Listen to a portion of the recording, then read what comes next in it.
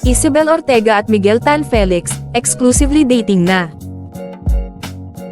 Exclusively dating, sa ngayon sina Miguel Tan Felix at Isabel Ortega, ang kapuso love team.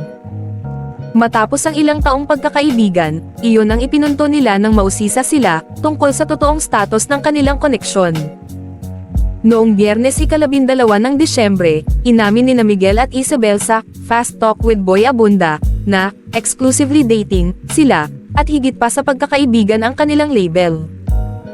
Sabi ni Miguel, napag-usapan po natin kanina. May business si Isabel, nagpi-film school naman ako. So, hindi po kami in rush ni Isabel. Alam naman natin na once na nagmadali ka sa isang relasyon, ay pwedeng masayang yung isang magandang bagay, sabi pa ng kapuso mati ni Idol. Sa ngayon hindi rin ako nagpapaligaw, ang reaksyon naman ni Isabel. Binigyan naman ni Tito Boy ng chance na Miguel at Isabel, kung ano ang gusto nilang itanong sa isa't isa. Ani Miguel kay Isabel, I just wanna know kung genuinely happy ka ba sa kung anong meron tayo ngayon. Tugon ni Isabel, honestly, yes of course. Super. Hindi mo alam how much you make me happy. Singit na tanong ni Tito Boy, Isabel, is there specific thing that really makes you happy? Sagot ni Isabel na medyo naging emosyonal, siguro yung patience niya.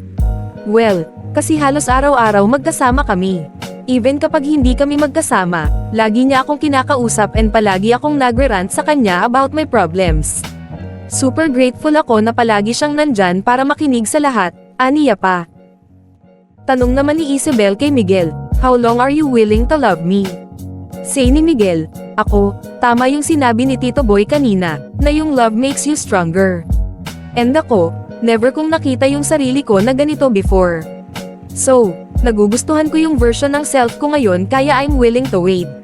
Yung patience ko kahit na hindi ako pasensyosong tao, hinahabaan ko for you, dugtong pa ng binata. Palabas na ngayon ang Firefly, isa sa 10 official entries para sa Metro Manila Film Festival 2023. Naunang pelikula ni Miguel at Isabel na magkasama. Ang buong grupo, kasama ang direktor ng pelikula, si Zig Dulay, ay dumalo sa premiere night ng pelikula sa SM The Block Theater kahapon ng gabi. Naroon sina Alessandra De Rossi, Cherry Pie Picache, Yayo Aguila, Epi Quizon, Max Collins, at ang young sensation na si Yuen Michael bukod kina Miguel at Isabel. May special appearance din ng kapuso primetime king na si Dingdong Dantes sa pelikula.